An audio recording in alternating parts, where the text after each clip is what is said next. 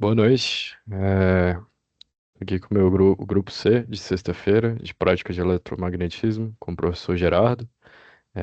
Eu sou o Gustavo Santos da Silva Rezende. Eu vou estar dando início aqui à nossa apresentação, nosso fórum. Estou aqui com o Guilherme Sanches também, Vitor Rodrigues e o Gibran Cavalcante. Partindo aqui para o primeiro tópico, onde a gente traz aqui a história do eletromagnetismo, né? Então, o eletromagnetismo, ele foi um marco muito importante para a física. Ele começou a ser compreendido no início do século XIX.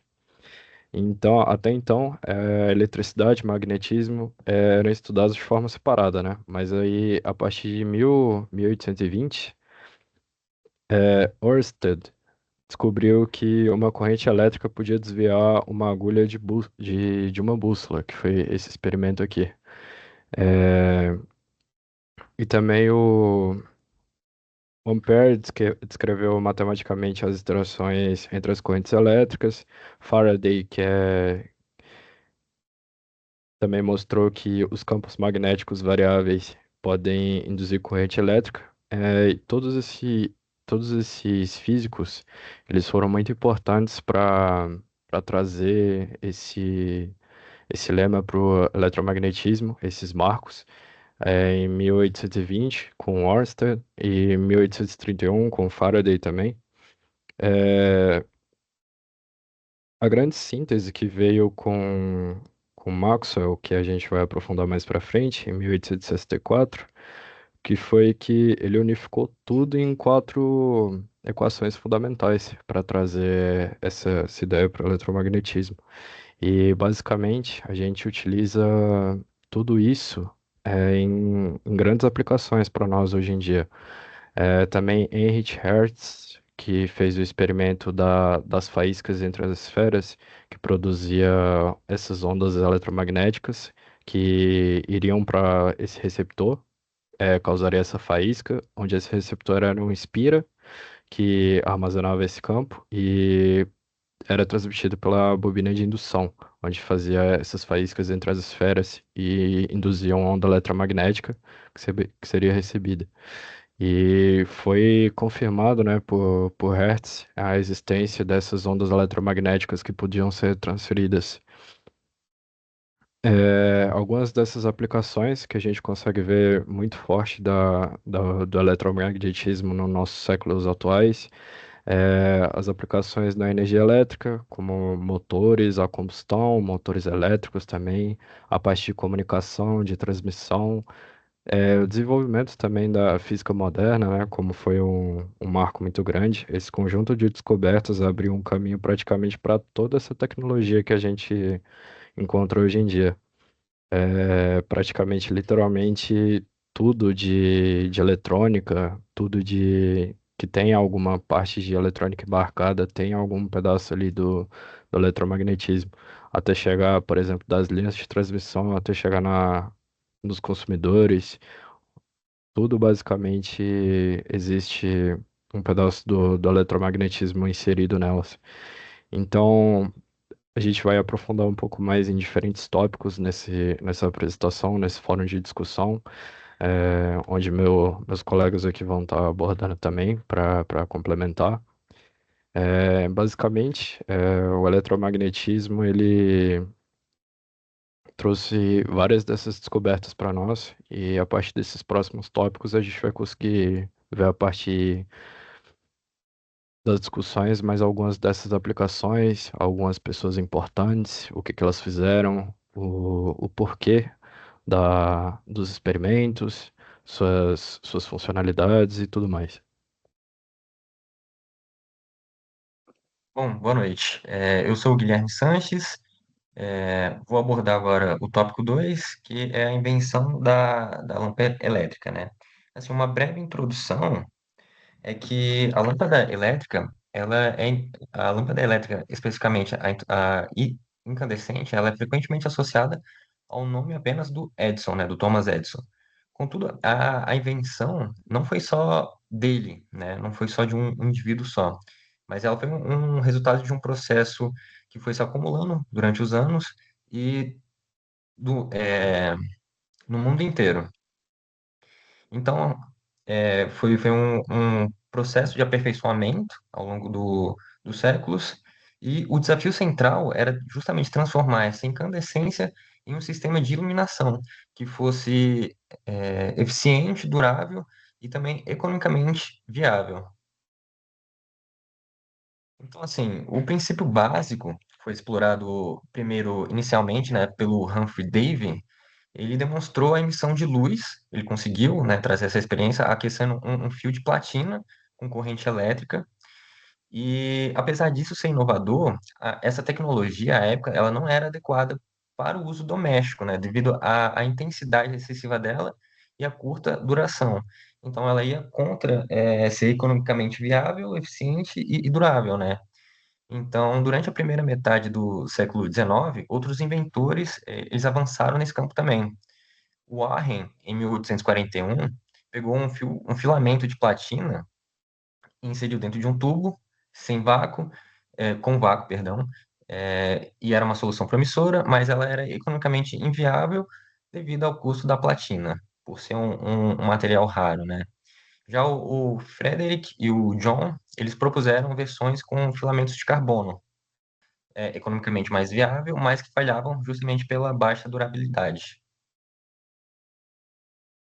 Bom, no período de 1870, surgiram alguns inventores que chegaram mais próximos das soluções práticas, né?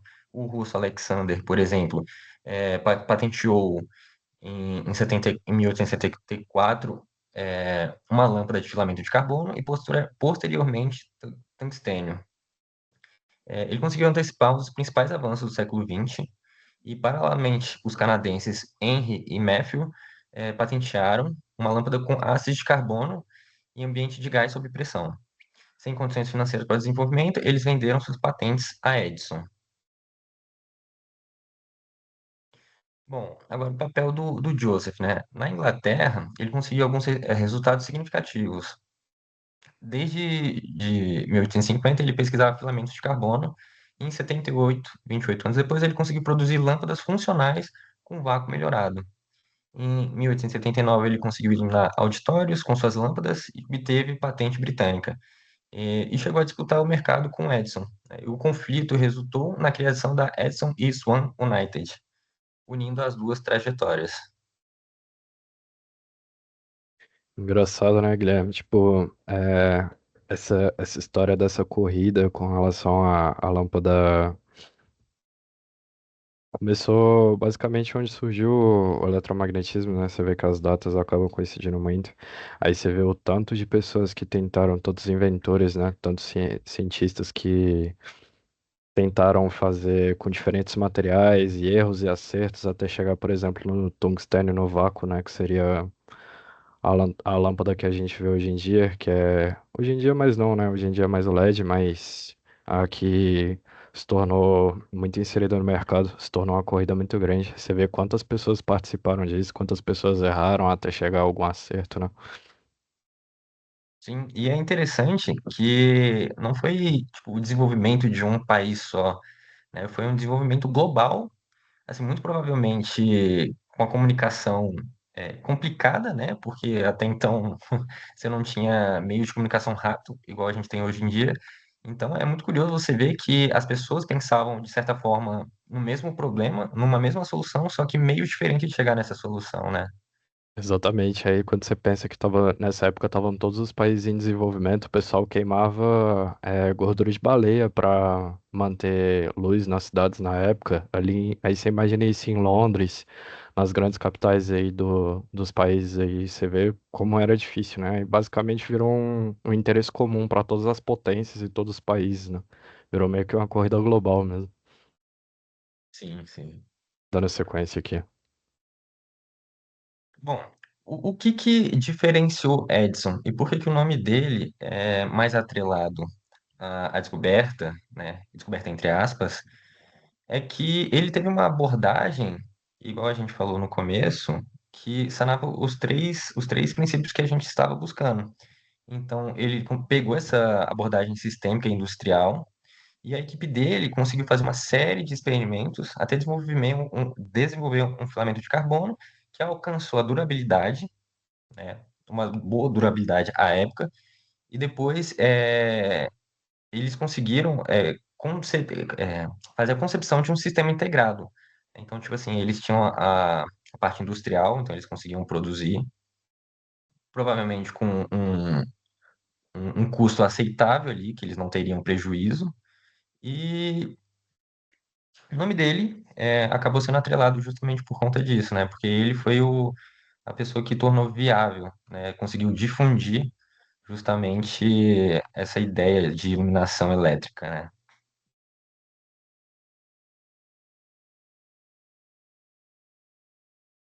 Opa, vamos falar agora de experimento de Crookes. Bem, o contexto é basicamente o comportamento da eletricidade em tubos com pouco ar, o ar rarefeito, né? O tubo de Crookes, ele basicamente tem uma bateria de alta voltagem, um cátodo, que é o polo negativo, e um ânodo, que é o positivo. Ao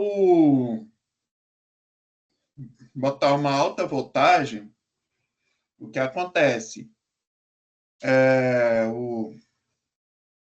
Eles vão direto para o polo positivo, para o ânodo, né? Como visto na imagem. Aí, quando os elétrons batem no ânodo, forma-se uma reação fosforescente, até mesmo devido a uns materiais ali dentro, um gás. Pode passando. O que foi observado? Que os raios eles iam do cátodo para o ânodo, de modelo muito linear, né? De maneira linear. É interessante também que eles não. Que interessante que ele é atraído por uma placa negativamente carregada. Tem até experimentos que, quando, quando se aproxima a placa, ela, o raio, o feixe, ele vai direto para a placa com um carregamento negativo, né? Minhas conclusões raios catódicos são constituídos por partículas carregadas negativamente, hoje conhecido como elétron. Beleza, foi.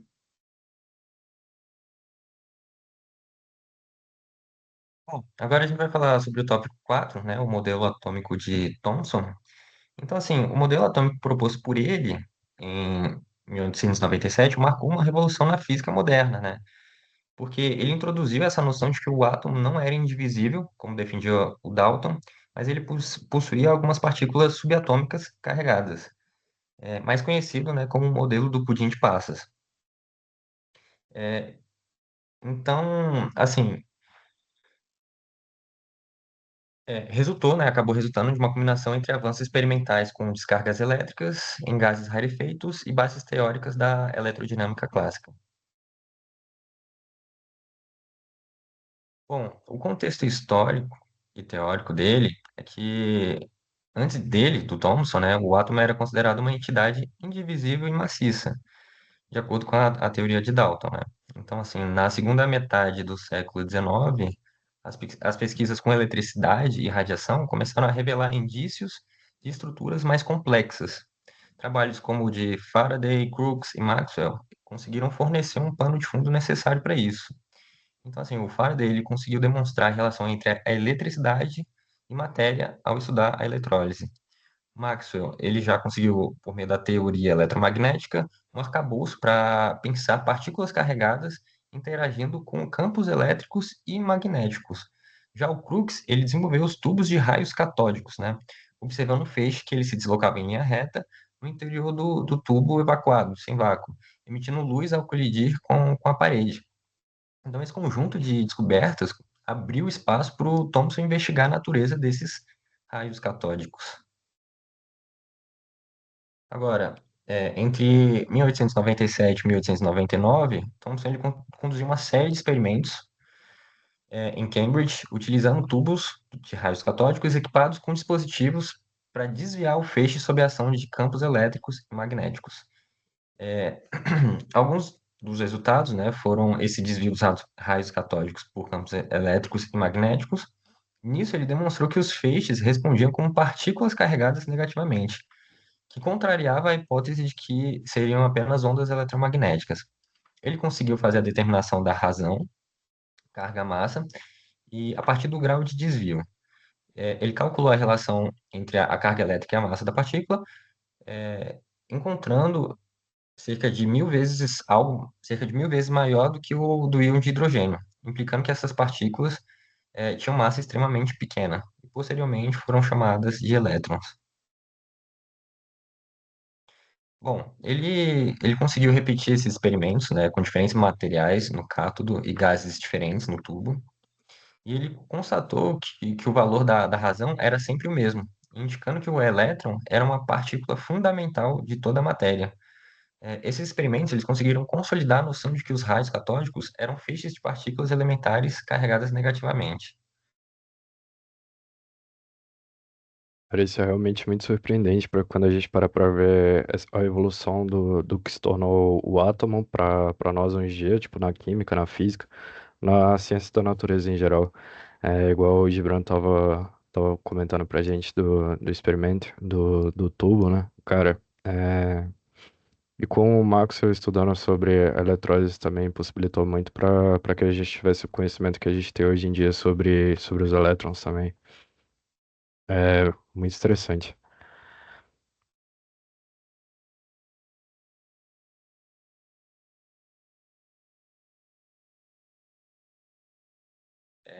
Não, de fato. E assim, é curioso que a gente sai de uma coisa assim, que a gente acha que está certo, mas sei lá, que amanhã pode estar totalmente errado, vir outra pessoa e contrariar, né, toda a teoria anterior.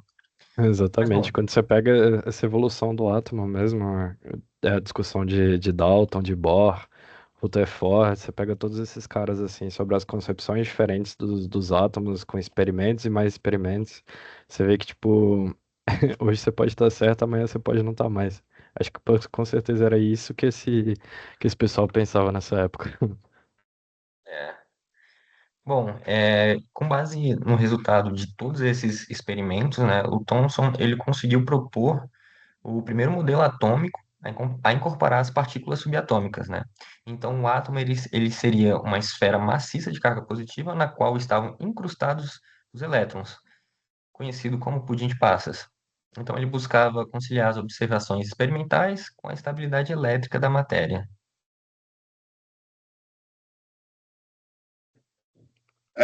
Vamos agora falar sobre a gota de Millikan, né? Pode passar. Bem, o contexto da gota de Millikan foi o seguinte: a ideia do Millikan era provar mais ou menos a existência de que um campo magnético pode isso, ele pode modificar, ele pode meio que modificar a trajetória, entendeu? Ou pelo menos interferir, esse é o termo certo, interferir na trajetória de uma partícula. Então, como é que ele montou? Ele colocou um borrifador, que é esse atomizer, né, que é o atomizador. Ele pega um pouco de óleo, bota no atomizador, aí vai vaporizando. Aí, como vocês estão vendo aí, vai ficando pequenas gotículas de óleo, né? Aí é equipado com uma bateria, né? E que essa bateria ela vai fornecer o campo elétrico e um telescópio para poder observar, né, o comportamento da gota. Pode passar. Aí, aí na queda da gota, como vocês estão vendo, ela é explicada pela essa equação, Q vezes E é igual a massa vezes a aceleração. Você concorda? Bem, analisando de acordo com a segunda lei de Newton, né? Força igual a massa vezes a aceleração, nota-se que esse Q vezes E é uma força, né? Que onde Q é a carga da gota e é a intensidade do campo elétrico e massa vezes aceleração é o peso da gota. E é isso. Pode passando. Nota-se que elas são diretamente proporcionais, igual na segunda lei de Newton mesmo, né? Sim, sim, São, sim. são muito parecidas.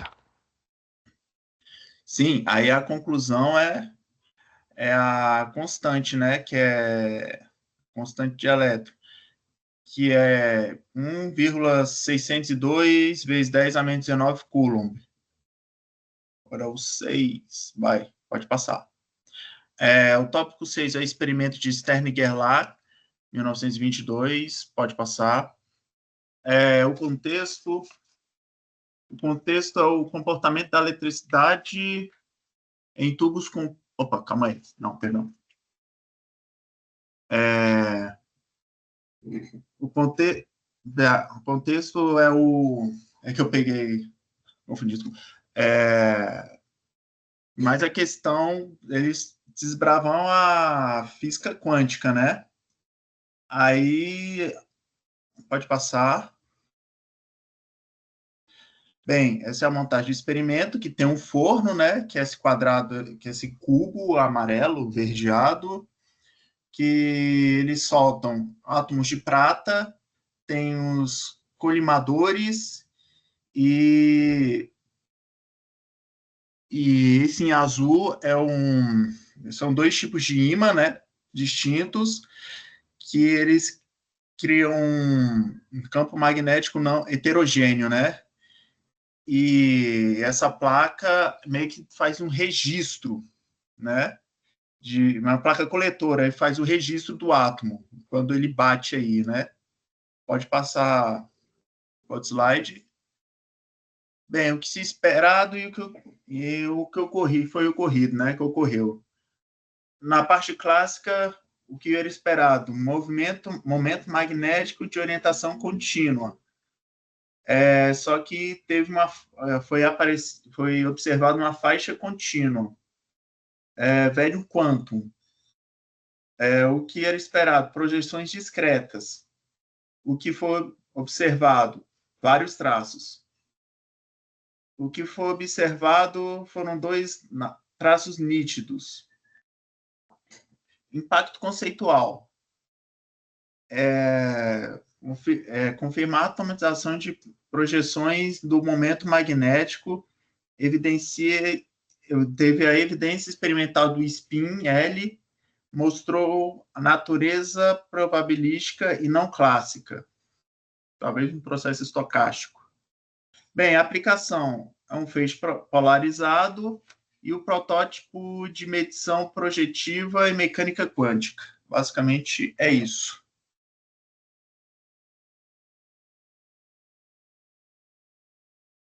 Cara, muito interessante. E acho que esses experimentos seguem toda uma linha, assim como esse aqui também tiveram algumas tentativas até chegar no principal. Agora eu vou comentar um pouco sobre o experimento de Rutherford, da folha de ouro, né, que foi muito importante tipo assim, para estudar meio que os modelos atômicos, né, para implementar no chamado pudim de passas de Thomson. Então, eu coloquei um GIF aqui explicando mais ou menos como é que funcionaria na prática. No início do século XX, o modelo atômico mais aceito era o de Thomson, né? Assim como eu falei, o pudim de passas. Basicamente, nele o átomo seria uma esfera de carga positiva, né? Difusa com elétrons espalhados. Os elétrons, no caso, de carga negativa, né? Assim como explicado anteriormente. Esse modelo, basicamente, ele era o mais coerente na época, assim, era o que as pessoas davam credibilidade, do que se baseavam mesmo o modelo atômico. Foi então que, a partir de 1911, Rutherford e seus colaboradores, que eram pesquisadores também, Geiser e Marsden, eles decidiram também investigar a estrutura do átomo, eh, bombardeando com uma folha de ouro e uma partícula. A hipótese que eles esperavam, basicamente, era em que as partículas passariam praticamente em linha reta, já que no modelo de Thomson, né, não haveria concentrações de massa ou carga capazes de desviar fortemente o feixe. Esse feixe que mostra aqui em vermelho, das cargas. Os resultados, no entanto, desse experimento foram bem surpreendentes assim para todo mundo, tanto para os pesquisadores quanto para o próprio Rutherford. Que a maioria das partículas de fato atravessaram sem alteração, mas algumas delas sofriam grandes deflexões, igual estou mostrando aqui. Às vezes elas não iam todas em linha reta. Tudo bem que a maioria iria, mas algumas eram direcionadas para outras direções.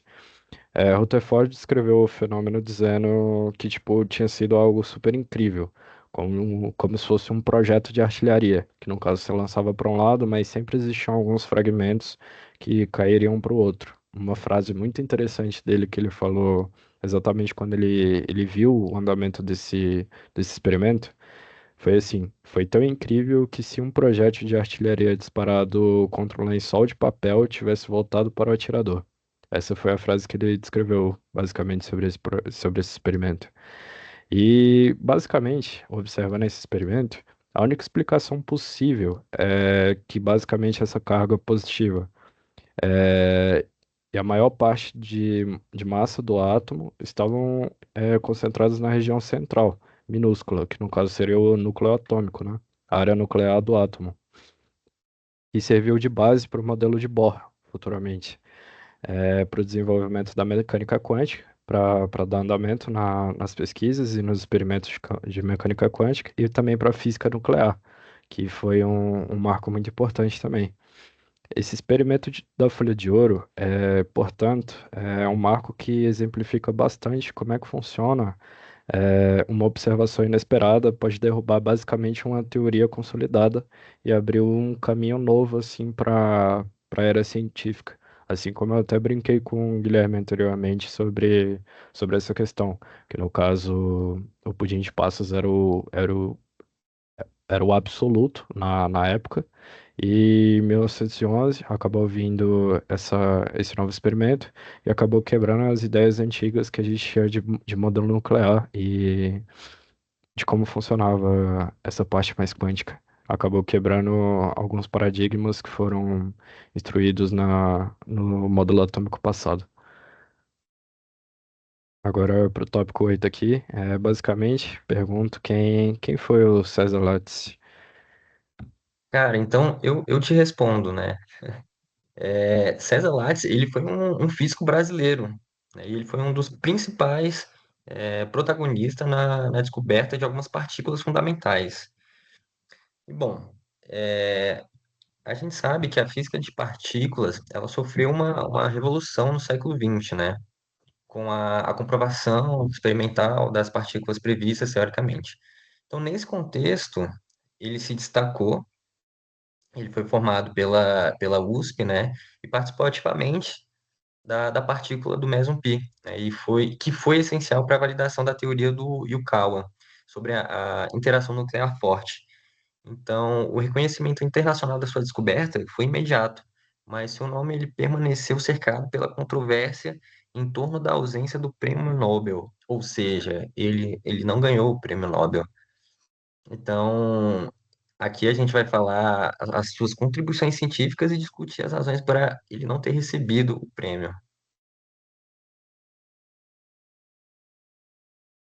Bom, ele nasceu em Curitiba em 1924, se graduou em Física lá na USP e, trabalhando em colaboração com o Giuseppe e o Cécio, ele participou de experimentos com chapas fotográficas expostas à radiação cósmica, e esses registros eles revelaram a presença do meson pi, né, a partícula intermediária prevista teoricamente pelo Hideki em 1935, como responsável pela coesão do núcleo atômico. Ainda em 48, ele liderou experimentos no ciclo de Berkeley usando um acelerador de partículas para produzir artificialmente os mesons. Então, ele conseguiu confirmar de uma forma controlada os resultados obtidos com os raios cósmicos. Assim, ele se consolidou como uma figura central na comprovação da existência do pion. Bom, ele teve algumas principais contribuições, que foi justamente a descoberta do meson pi, a partícula, né?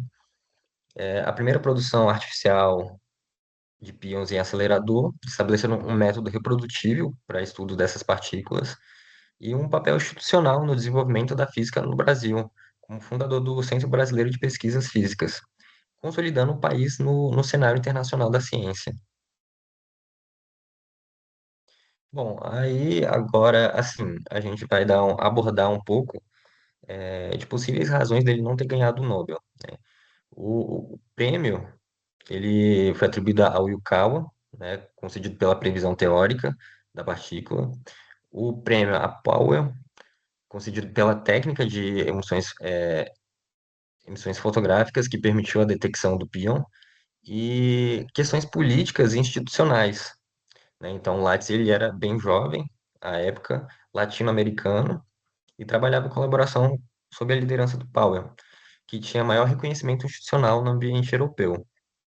Então, assim, muitos físicos consideram que a ausência do Lattes no Nobel se deve justamente não pelo mérito científico, mas mais por conta de fatores políticos e circunstanciais, né? Pelo fato dele ser latino-americano e tudo mais. Pode passar.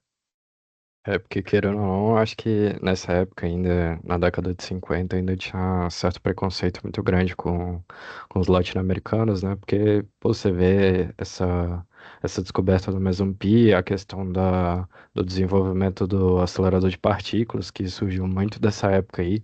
Você para e pensa que realmente, pô, é... não faz nem sentido o cara não ter ganhado o Nobel nessa época, né? Mas dando sequência aqui, o LHC, o Gibran vai falar um pouco pra gente. Opa, o LHC, pode passar. Ele é um colisor de Hadrons, né? Ele é gigante, ele está localizado na Suíça, ele tem 27 quilômetros de circunferência e ele está enterrado a 100 metros de profundidade. Como é que ele funciona? Ele pega partículas muito pequenininhas, quase que nível atômico, e as aceleram elas na velocidade da luz, próxima à velocidade da luz. E nisso vai gerando colisões. E essas colisões, elas servem para várias coisas, como, por exemplo, indústria farmacêutica, a indústria de materiais, porque eles conseguem estudar a estrutura atômica da coisa, entendeu? Nessa primeira imagem é a localização, né, que fica na Suíça. Nesse desenho em branco são setores, né, do LHC e é isso, cara. Basicamente, o LHC é isso. Assim, no Brasil tem um genérico dele, né, que fica lá em Campinas também, que é o acelerador brasileiro, que é muito bom. E é isso. Pode passar.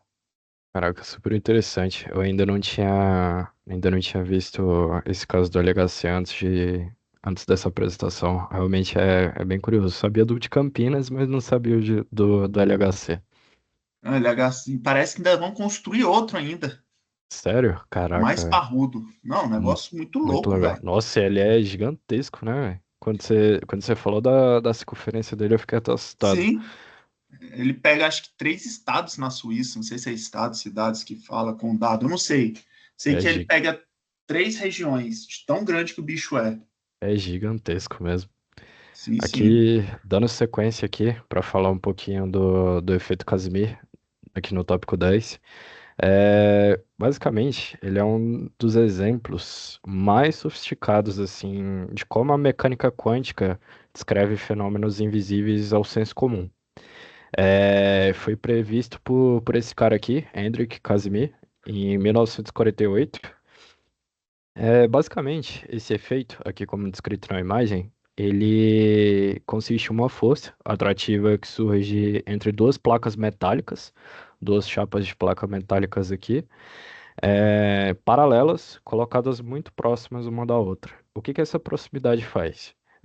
Elas são separadas apenas por distâncias na ordem de nanômetros, realmente uma distância muito pequena mesmo.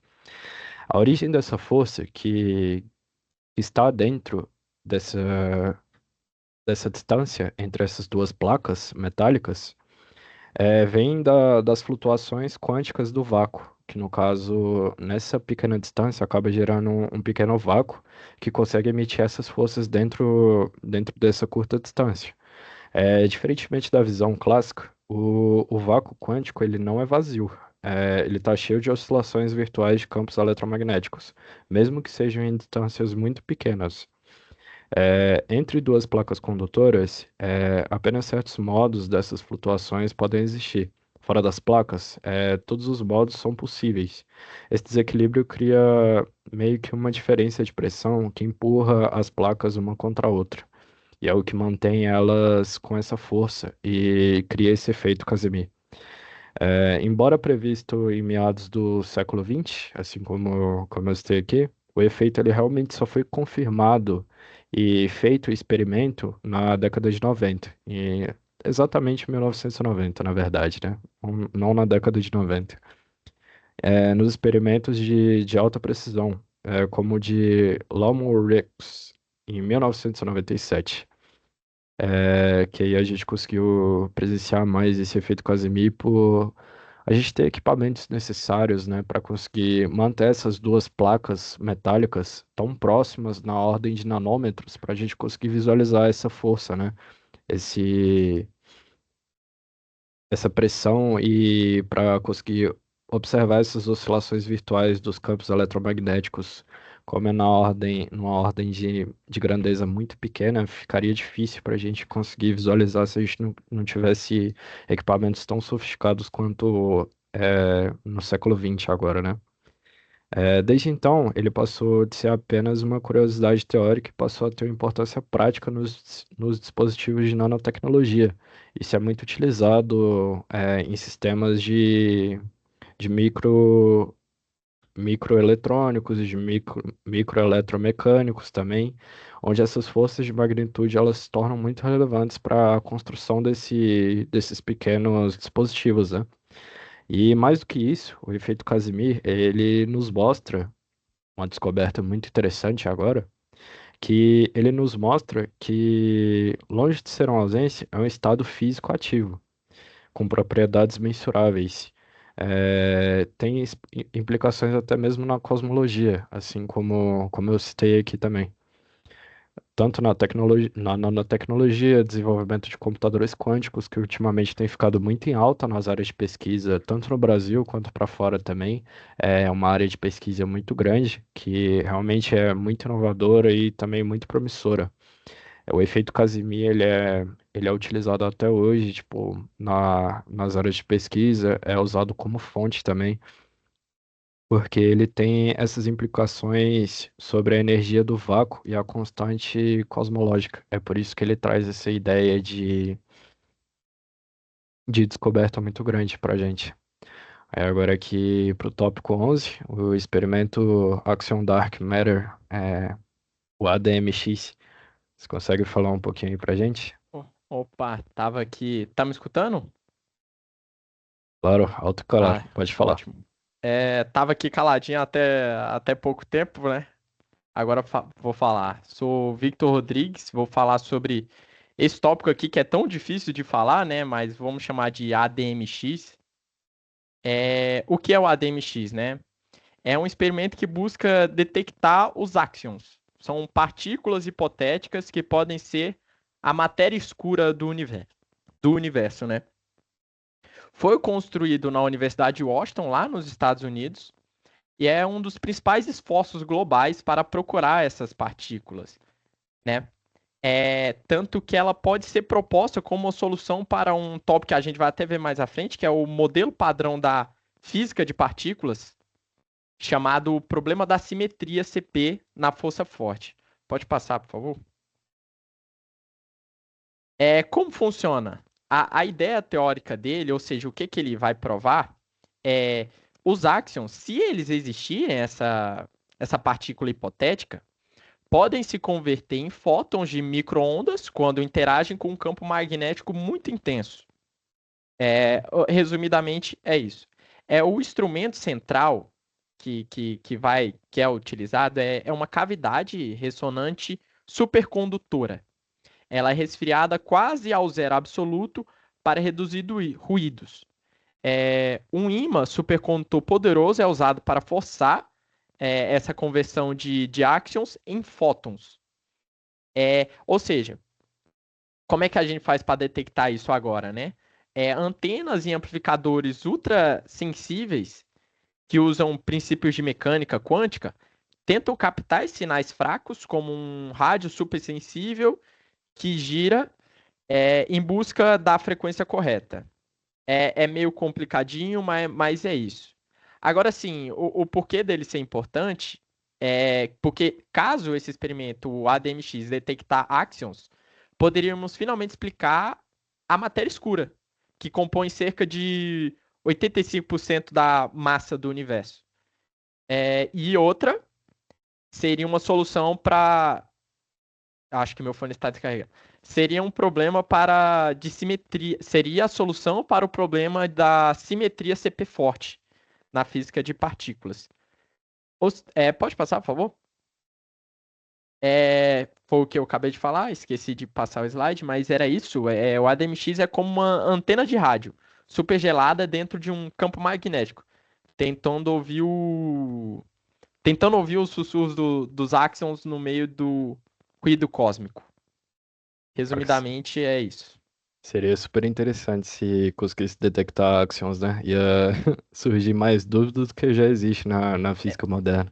Eu não sei se existiriam mais dúvidas ou respostas, né? Mas explicaria muito Exatamente. da matéria escura do universo que todo mundo quer desvendar o universo, né?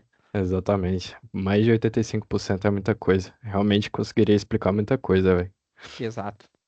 Bom, agora tratando de um tópico que é dúvida para muitas pessoas, que realmente a gente consegue estabelecer muitas coisas a partir dessa pergunta, que, bom, partindo direto para a pergunta, basicamente, como que a gente consegue ver um átomo? Existem diferentes formas e durante muito tempo o átomo ele foi visto apenas como uma construção teórica, né? Basicamente o pessoal falava daqui, o pessoal falava dali e tipo assim, nunca de fato falaram, tá, eu consigo observar o que eu estou estudando, eu consigo observar o que eu estou fazendo experimentos. Então, com o avanço da tecnologia, se tornou possível observá-lo de uma forma indireta, até mesmo conseguir manipular os átomos, né? É, duas técnicas dessas se destacam, e uma delas é a microscopia de tunelamento, mais conhecida como STM. Ela foi criada por Binning e Horner nos anos de 1980. No que ela se baseia? Aqui tem mais ou menos um esquemático de como ela funciona e, curiosamente, ela também levou um prêmio Nobel da Física em 1986, 6 anos depois que ela foi criada, mas ela entrou mais em funcionamento mais por essa época. No que ela se baseia? A microscopia de tunelamento. Basicamente, ela é um túnel quântico que quando essa ponta condutora é extremamente fina, ela é aproximada de uma superfície a uma distância atômica, igual eu tinha falado no último tópico que eu falei, sobre a distância na ordem de nanômetros. Esses elétrons, eles podem atravessar entre aspas, porque na verdade eles não atravessam, né? Essa barreira potencial que é criada pela superfície. Ela cria uma corrente que consegue ser mensurável, que no caso a gente utiliza os amplificadores de corrente, né, nesse tunelamento, nessa microscopia de tunelamento, que a gente consegue transferir para a ordem que a gente consegue ver. E como é que a gente faz isso? Amplificando essa corrente que é passada, e a gente transmite para a máquina e a gente consegue ver através da máquina. Ao mapear essa corrente, a gente obtém algumas imagens que a gente também consegue transparecer para a máquina, com resolução atômica. Essa técnica, como eu falei, ela foi muito revolucionária para a época, tanto é que ela conseguiu um prêmio Nobel da Física e conseguiu trazer diversas descobertas para a gente, diversas áreas de conhecimento, porque, assim como eu falei, tudo que envolvia átomos nessa época era tudo muito apenas teórico. E depois dessa invenção, a gente conseguiu ter o átomo como algo, entre aspas, palpável, que a gente realmente consegue ver o que a gente estava estudando a partir dessa microscopia de tonelamento. E, em paralelo, a gente tem outra forma de também ver os elétrons. Essa é bem mais sofisticada, bem mais complexa, a microscopia eletrônica, que basicamente ela é chamada ou de TEM ou de CEM, dependendo da linguagem que esteja falando, da tradução. É, a gente tem essa microscopia eletrônica, que basicamente ela usa feixes, assim, com esse canhão eletrônico aqui, que tem uma fonte de energia atrelada a ele. A partir dessas lentes aqui, a gente consegue uns feixes de elétrons muito acelerados. Como os elétrons eles têm comprimentos de onda muito menores do que a luz visível, é possível obter as imagens de altíssima resolução que a gente consegue transparecer para o nosso monitor, que a gente consegue revelar estruturas até na escala atômica, que a gente consegue ver de fato o átomo, né? A partir que a gente bombardeia com feixes de elétrons essa amostra, e a gente consegue detectar com esses elétrons secundários também o que a gente consegue ver de fato, né? Essas técnicas, elas permitem, até hoje, a gente manipular átomos individualmente, por conta desses defletores e tudo mais. Como no famoso experimento do IBM, que se escreveu o logotipo da empresa com os átomos de chechênio. Basicamente, surgiu a partir daí, da microscopia eletrônica. Essa invenção ela foi criada por Ernest Ruska e Max Knoll, em meados de 1931, eles desenvolveram essa tecnologia para alcançar uma resolução maior que a da luz, que assim como eu expliquei, ela transmite elétrons a partir de uma amostra para formar imagens. E é uma invenção muito interessante que a gente consegue ver de fato o que acontece se a gente acelerar muito um feixe de elétrons, que a gente realmente consegue obter imagens com isso. É super interessante. E agora, passando para outra forma que é pouco conhecida, mas que a gente consegue tratar muito bem, ela foi basicamente o princípio do efeito de como ver um átomo, né? Passando por esse efeito fotoelétrico, que eu vou explicar agora, a gente tem um dos experimentos mais cruciais para a evolução da mecânica quântica também. A gente descobriu nesse experimento que ao incidir luz em uma superfície metálica, assim como descrito aqui, é, elétrons seriam ejetados desse feixe de luz, o que nos traz uma descoberta muito grande, porque pela teoria clássica, esperava-se que a intensidade da luz determinasse a energia dos elétrons. No entanto, o que a gente observou nesse experimento foi que a emissão só ocorreria se a luz tivesse frequência acima de um valor limite, independente da intensidade. Ou seja, Einstein, com esse experimento, em 1905, a gente explicou isso propondo que a luz não é apenas uma onda contínua, né? Mas ela é composta por quanto de energia chamados de fótons. E esses fótons têm energia proporcional à sua frequência. Ou seja, se a gente alterar a frequência é, acima de um valor limite, a gente depende da intensidade desse feixe. No caso, só apenas da frequência.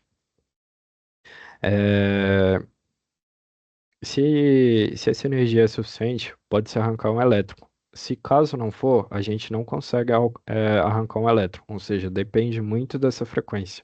Esse resultado foi um divisor de águas, que a gente conseguiu confirmar, Einstein, né, na verdade, conseguiu confirmar a natureza quântica da luz e dando início a uma nova era da física.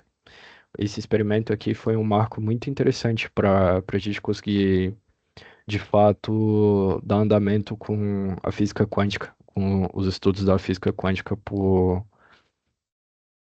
pelos novos físicos que estavam vindo na década de 90. Não, de 1900 em diante, nesse século. Agora, sobre o tópico 13, pedir para que a gente discorra aqui um pouco mais sobre esse modelo padrão da física, né, de partículas.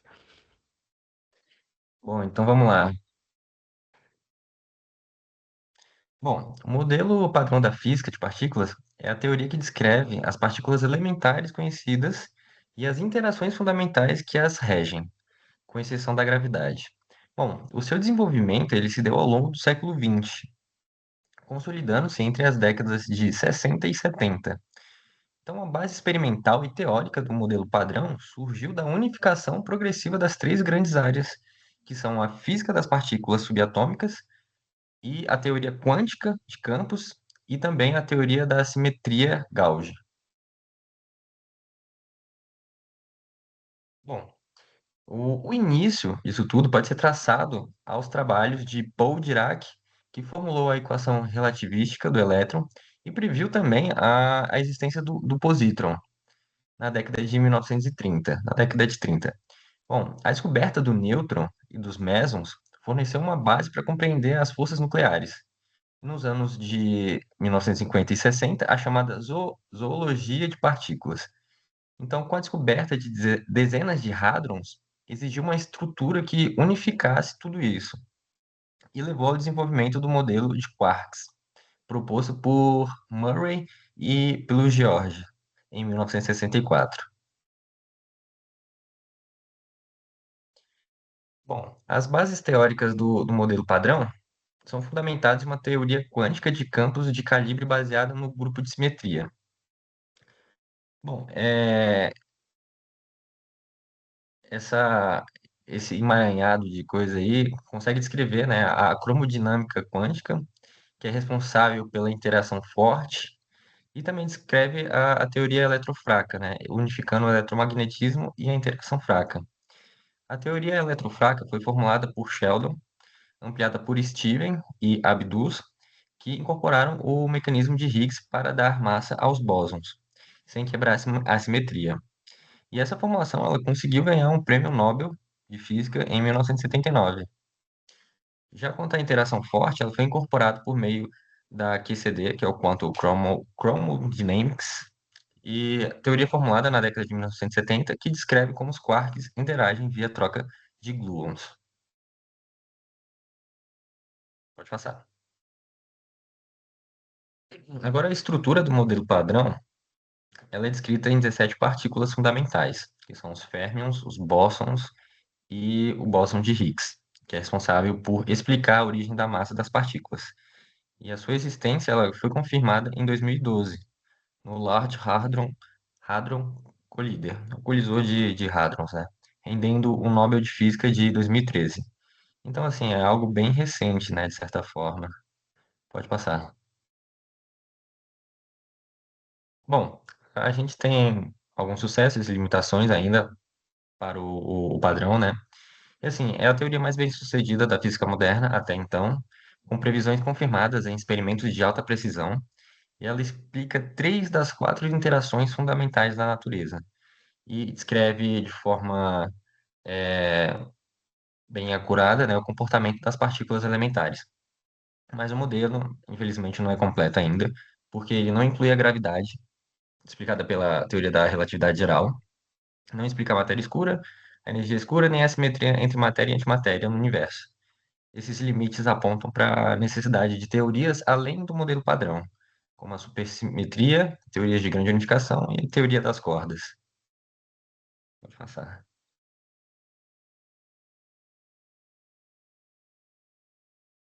Então, agora voltei aqui de novo para explicar esse assunto que parece ficção científica, mas vou mostrar aqui que não é, né? Que é o teletransporte quântico. Bom, o teletransporte quântico, ele explicar aqui antes, né? Ele é um fenômeno, parece ficção científica, mas já foi demonstrado em laboratório.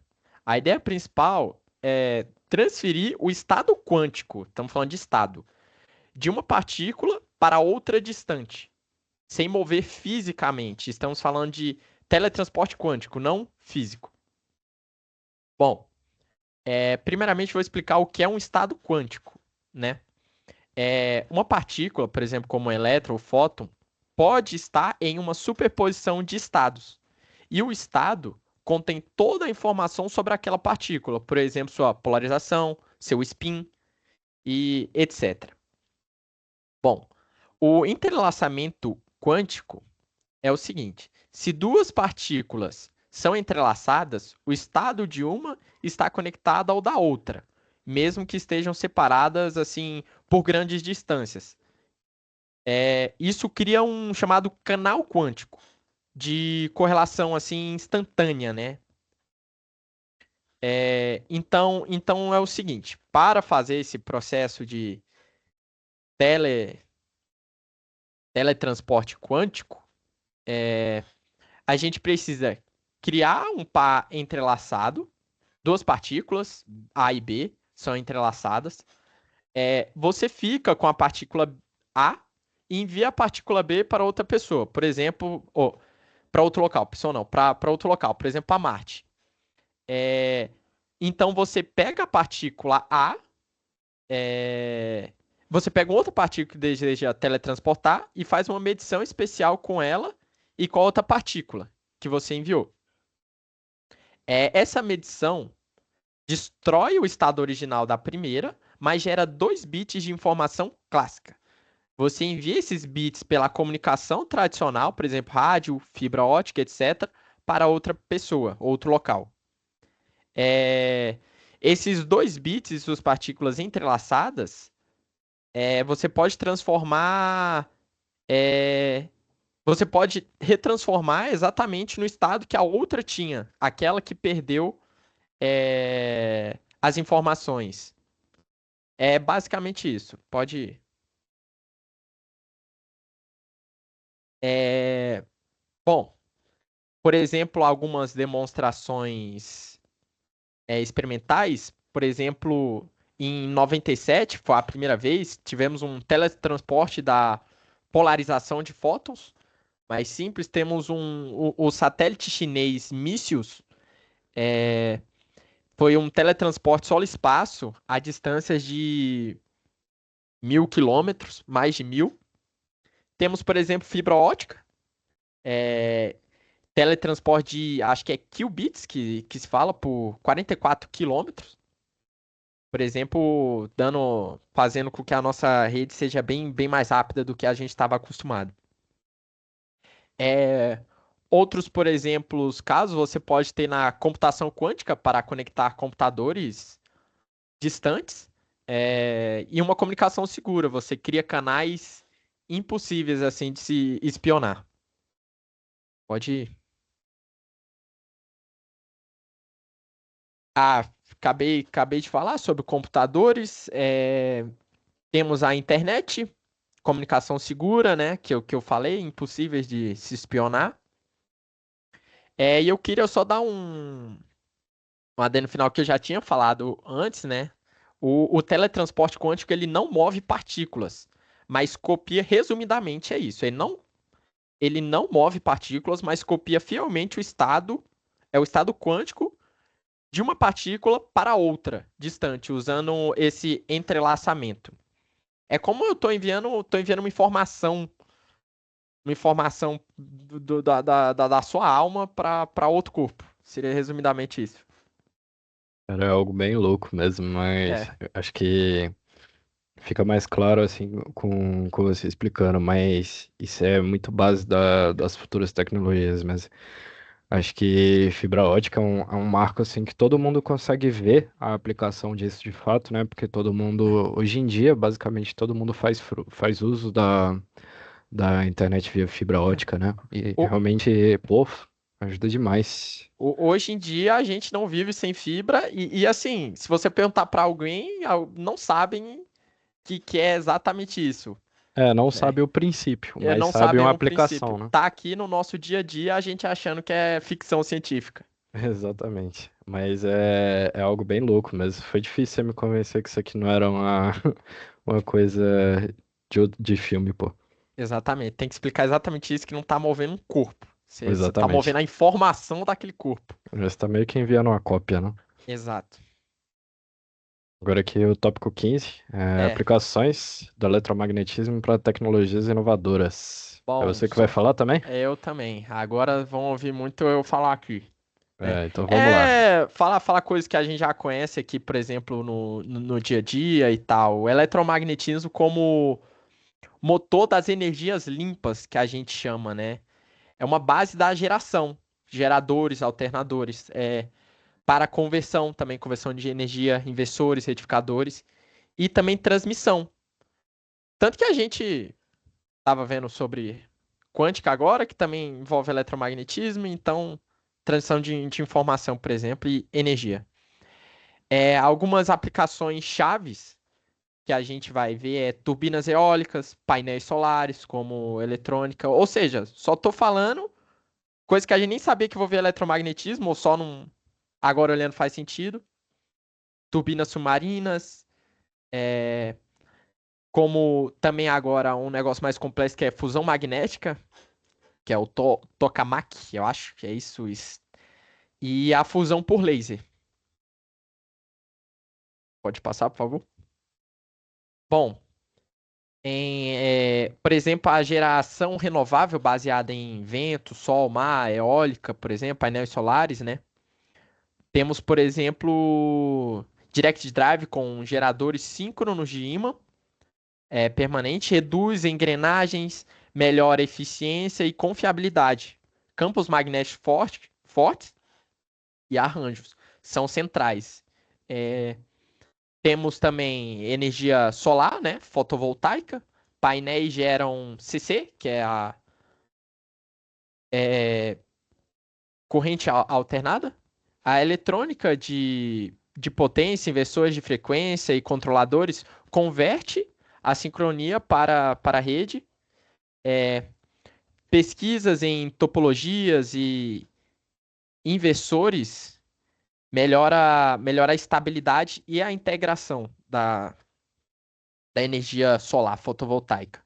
Também temos turbinas submarinas, marés, a gente usa, né, as nossas hidrelétricas, né? Geradores permanentes e designs axiais, diametrais, convertem um fluxo de água em eletricidade. Resumindo, né? Projetos magnéticos e vedação são desafios chaves para a operação submersa de longo prazo. É, Vamos lá. Temos a fusão, que eu tinha falado do tokamak, né? Confinar um plasma com campos eletromagnéticos, né? O tokamak, ele usa grandes ímãs supercondutores para criar campos que confinam e estabilizam o plasma. ITER é um exemplo de escala internacional, né? Também temos a inércia, concentra energia eletromagnética, como pulsos de lasers. Temos o Stellarator, que confina o plasma com uma topologia magnética complexa também. Mas são basicamente essas: a energia eólica, energia solar, para hidrelétricas, tudo envolve eletromagnetismo. Pode passar, por favor. Por exemplo,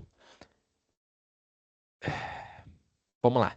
Temos para uso do eletromagnetismo na questão de transmissão e integração de redes, já saindo da questão de geração, né? De geração de energia, geradores. Temos a transmissão sem fio, que são duas famílias principais: acoplamento magnético para curta e média distância, e radiativa, que são de micro-ondas, laser, para longas distâncias.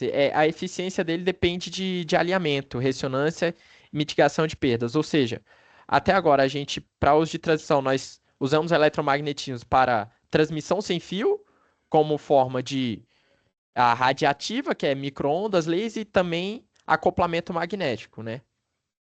Também temos harvesting, materiais piezoelétricos, né? Convertem vibração mecânica em tensão.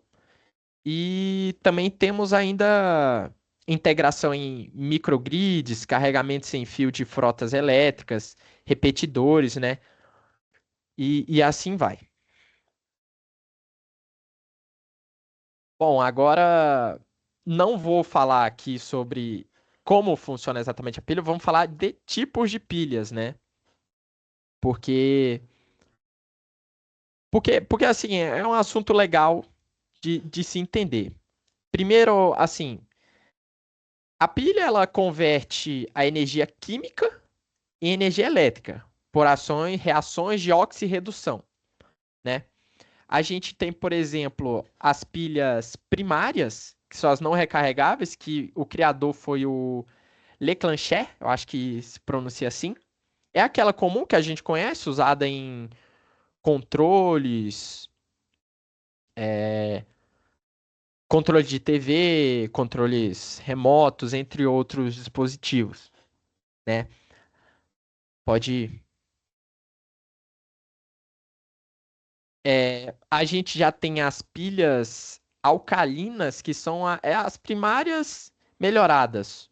Funcionam de forma semelhante à outra, é, só que ela tem maior duração, né? Elas são mais estáveis também e, por sua vez, são mais caras e também causando geram mais lixo eletrônico. Não, perdão, mais não. A outra gera mais lixo eletrônico por ela ser muito por ela durar pouco em relação à alcalina, né? Essa daqui, por si só, ela já dura mais, melhor para o meio ambiente. É que eu acho que no caso a composição dela é diferente, né? Mas como essa aqui, no caso, ela vai. Mais quantidade de pilhas vão ser descarregadas, eu acho que essa aqui acaba sendo mais saudável, assim, pro meio ambiente em si, né? Exatamente, exatamente. Porque imagine que o ciclo dela, né? Você usa o seu controle remoto, quantas vezes você trocaria de pilha no mês ou no ano em relação à outra? Aí uma É, gera mais lixo exatamente. que a outra. No caso, as alcalinas durariam bem mais, Du- alimentariam du- bem por mais tempo, né? Exatamente. Por só são mais caras também. Agora a gente também tem as chamadas pilhas secundárias, né? Que são, no caso, recarregáveis. Por exemplo, como conhecidas como as baterias ou até mesmo as pilinhas que a gente conhece no formato de pilinha ali, o cilindro recarregável também. Podem ser carregadas várias vezes. As reações químicas que acontecem dentro delas são reversíveis. Ou seja, o que dá a possibilidade de restaurar a energia dela, né? Elas são em resumo, é isso, né? Acontecendo sempre a ação de oxidação, depois redução, e temos a reação global dela. Ou seja, resumindo, temos pilhas primárias, que são aquelas comuns que a gente vê, que acabam a bateria, pilhas secundárias que também acabam a energia dela, só que duram mais, que são as alcalinas, né? E temos as baterias, né? Ou pilhas recarregáveis, que estão nessa categoria. Agora a gente vai para o assunto da bateria de ferro, né? Que, bom, ele pode ser explicado de forma simples. Baseia-se na reação do ferro com o oxigênio do ar. Durante a descarga, o ferro se oxida e o oxigênio é reduzido, causando a reação de redução, né? Liberando energia elétrica. Durante durante a carga, os produtos retornam a ferro metálico, permitindo o reuso, também sendo recarregáveis, né? O que que acontece? Agora vamos falar das vantagens dela, né? A vida útil dela é muito alta, dura décadas, pode durar muito tempo. Alta resistência mecânica e térmica, ou seja, é, mecânica resistente pode ser impacto, algo do tipo, né? E térmica a temperatura, ambientes menos favoráveis, por exemplo. Quem nunca teve uma pilha no controle, que deixou muito tempo lá o controle sem utilizar, de repente a pilha toda enferrujada em questão de pouco tempo, É porque né? pela composição da pilha ela oxida muito rápido, né? Eu acho que Exa o ferro ele não permite isso. É, exatamente. demora mais a oxidar. Pode continuar. Exatamente. Ou seja, eu, por exemplo, tive um controle de Xbox 360, que ele tava assim na mesinha, de repente explodiu a pilha. O controle deu uma volta, caiu no chão, quebrou o controle, a pilha explodiu, quebrou lá a cápsula. Esse aí, essa bateria de ferro, tem baixo risco de explosão, entendeu? Toleram sobrecargas sem danos graves. E ela se adere bem mais no mercado, não só, tipo, pela, como é que se diz, resistência mecânica e pela durabilidade, mas pelo fato dela ser recarregável também, né? Exatamente. Matéria-prima mais acessível, ou seja, o custo para produzir é mais barato. Exato. Obviamente, também a comercialização dela vai ser mais barata, vai Isso. sair mais em larga escala. Ela atende Ou, muito bem ao mercado, né? ou seja, o que que acontece? Esses pontos fortes dela são muito fortes. A vida útil dela é muito longa mesmo.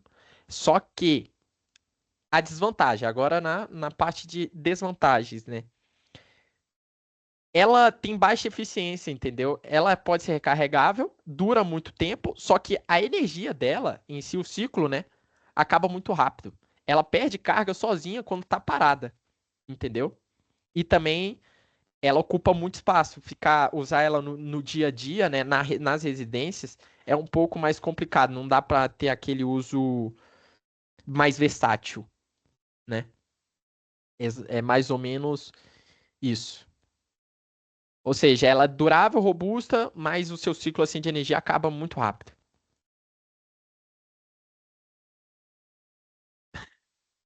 Interessante, muito interessante. Eu achei que elas fossem um pouquinho mais duráveis.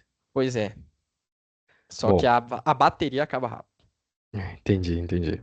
Bom, agora trazendo o nosso último tópico aqui para discussão, vou falar aqui um pouquinho sobre a determinação, né, da constante de Avogadro, onde a gente usa muito, é um princípio muito importante na fundamentação teórica da nossa química, né? Basicamente, a constante de Avogadro, né, falando de números, é aproximadamente 6,022 vezes 10 elevado a 23. Representa um número de suas entidades elementares em um mol. É, eu vou falar mais tarde sobre essa determinação do mol, né? Basicamente, ela é uma determinação, é uma tarefa metrológica de enorme importância, pois ela conecta uma escala atômica a uma escala macroscópica. Basicamente, essa escala ela possibilita para a gente uma adequação ao ao nosso meio, né? E não numa matéria quântica. Dos métodos tradicionais que envolve foi definida por Amadeu Avogadro, né? Por, nos estudos sobre partículas microscópicas. Mais recentemente, tivemos o projeto Avogadro, que produziu esferas perfeitas de silício ultra puro. O que consistia esses experimentos?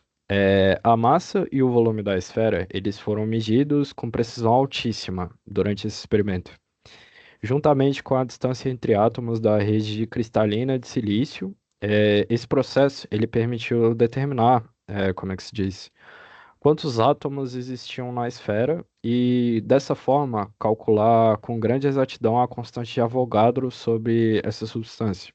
Esses esforços, eles foram muito significativos e que levaram em 2019, bem recente, né, a redefinição do mol no Sistema Internacional de Medidas, no SI, né?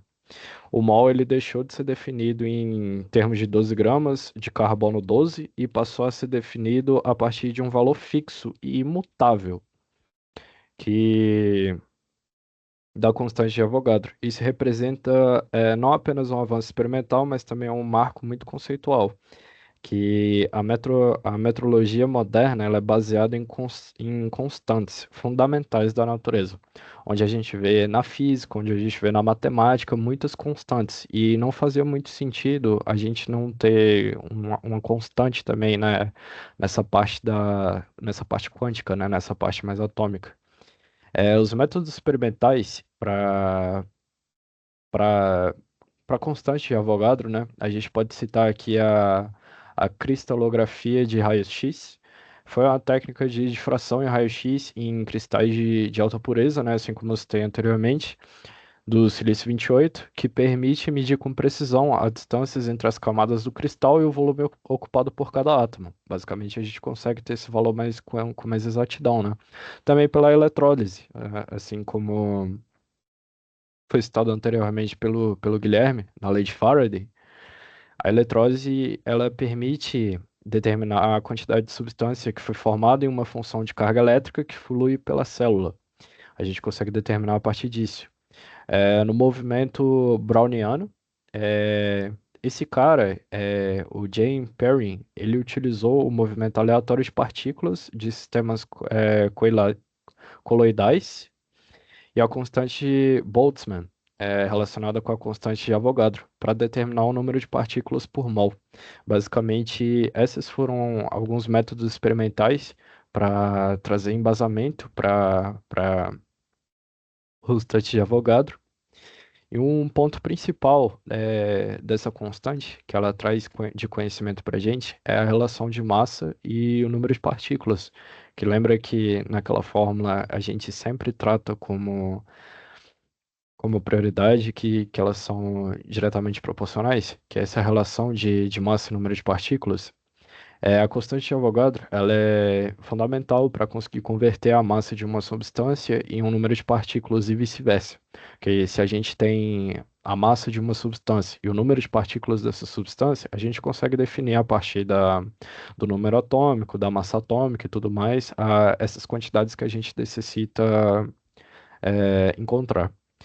A massa de uma substância expressa em gramas, numericamente igual à sua massa atômica ou molecular em unidades de massa atômica, que é nessa medida aqui pelo Sistema Internacional de Medidas, que contém o número de Avogadro entre as unidades. Então, aqui uma representação disso, de como é que funciona, sobre a representação das partículas em um meio com pressões diferentes, mas em um volume diferente, mas com pressões diferentes. O volume aqui é o mesmo, no caso ele só aumentou a pressão nas partículas. E aqui eu trago as referências bibliográficas que eu e meus colegas utilizamos para fazer as pesquisas, para trazer esse fórum de discussão aqui. E basicamente, em resumo, cada tópico que nós abordamos aqui mostra um pedaço da construção da física contemporânea, né? O eletromagnetismo, que a gente viu em diversas vezes, em diversos tópicos sobre a nossa discussão aqui hoje, que ele foi o primeiro grande passo na unificação teórica, que ele estabeleceu muitas bases para a tecnologia elétrica também, que é um grande exemplo disso, né? O experimento de Rutherford revelou o núcleo atômico e reformulou a concepção da matéria. O efeito Casimir, que também eu citei, provou que até o vácuo quântico possui propriedades físicas que são mensuráveis, né?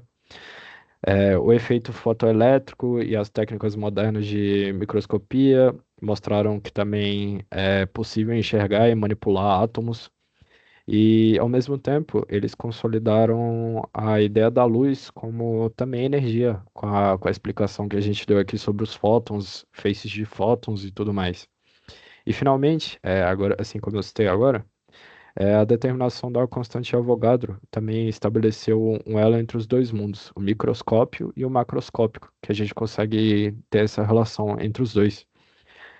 Esses não são apenas marcos históricos, eles demonstram a essência da ciência, que é essa interação constante entre a teoria e experimento, que isso é muito importante, porque a gente consegue ter resultados palpáveis, mas também teóricos, que a gente consegue fazer essa relação muito bem. Tanto é que existem físicos especializados em teoria e físicos especializados em experimentos, justamente para ter essa ideia de teoria e experimento. E a gente trouxe essa ideia entre hipótese e comprovação também. E é dessa interação que nasce os avanços científicos que sustentam a nossa sociedade tecnológica atual. É, aqui eu me despeço, do nosso fórum de discussão. Agradeço pela atenção. Vou abrir pauta aqui para os meus colegas também falarem um pouco. Muito obrigado. Boa noite.